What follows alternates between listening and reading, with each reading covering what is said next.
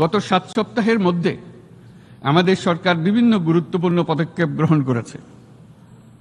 আমাদের অনুরোধে সাড়া দিয়ে জাতিসংঘের মানবাধিকার বিষয়ক হাই কমিশনার বাংলাদেশের গণ আন্দোলনকালে সংগঠিত মানবাধিকার লঙ্ঘনের বিষয়ে বিস্তৃত অনুসন্ধান এবং এইসব বিষয়ে ঘটনার পুনরাবৃত্তি রোধে পরামর্শ প্রদানের জন্য একটা ফ্যাক্ট ফাইন্ডিং কমিশন গঠন এবং তার কাজ শুরু করার জন্য দ্রুত বাংলাদেশে পাঠিয়ে দিয়েছে। আমি তাকে বাংলাদেশের পক্ষ থেকে অশেষ ধন্যবাদ জানাচ্ছি। দায়িত্বভার গ্রহণের 2 সপ্তাহের মধ্যে আমরা গুম প্রতিরোধে যে আন্তর্জাতিক কনভেনশন রয়েছে তাতে যোগদান করেছি।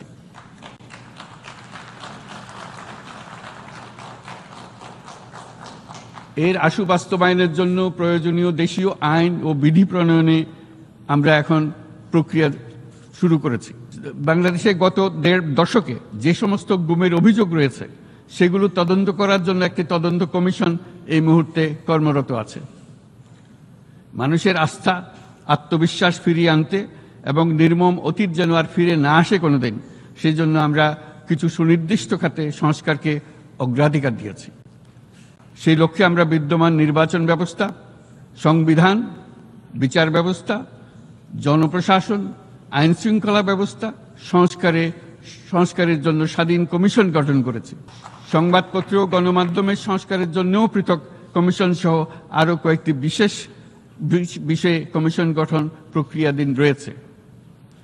ব্যবসা বাণিজ্যে অনুকূল পরিবেশ সৃষ্টির লক্ষ্যে আমরা ব্যাংক ও আর্থিক খাতের ব্যাপক সংস্কারের উদ্যোগ গ্রহণ করেছি।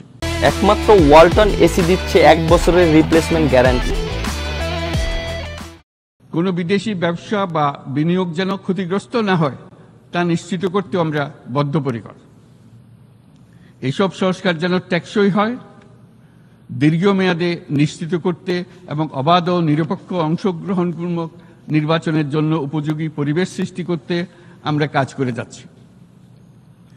গণতন্ত্র, আইনের শাসন, সমতা, সমৃদ্ধি অর্জনের মাধ্যমে একটি ন্যায়ভিত্তিক সমাজ হিসেবে আত্মপ্রকাশের অভিপ্রায় বাস্তবায়নে আমি বাংলাদেশের প্রতি আন্তর্জাতিক সম্প্রদায়ের সমর্থন ও গভীরতর সম্পর্ক গঠন করার জন্য আহ্বান জানাচ্ছি। বাংলাদেশ মনে করে যে শান্তি রক্ষা ও সংঘাত মোকাবেলা জনগণের সমৃদ্ধি নিশ্চিত করার মূল চালিকা শক্তি।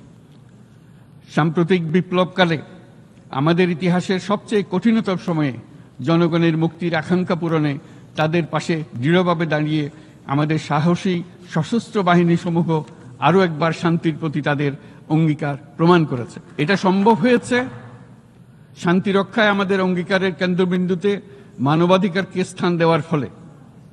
জাতিসংঘের পিস বিল্ডিং কমিশনের সূচনা লগ্ন থেকেই শান্তি রক্ষার মতো শান্তি বিনির্মাণেও বাংলাদেশ সমান অঙ্গীকার ব্যক্ত করে এসছে। আমাদের দিনগুলোতে আমরা জাতিসংঘের শান্তি রক্ষা কার্যক্রমে আমাদের মূল্যবোধ ভিত্তিক অবদানের ধারাবাহিকতা রক্ষা, সমুন্নত ও প্রসারিত করতে বদ্ধপরিকর।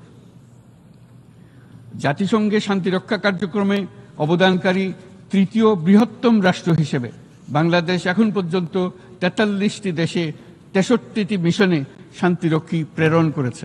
বসনিয়া থেকে শুরু করে কঙ্গো পর্যন্ত বিশ্বের বিভিন্ন প্রান্তে এসব মিশনে দায়িত্ব পালনকালে 168 জন বাংলাদেশি শান্তিরক্ষী নিজেদের জীবন বিসর্জন দিয়েছে।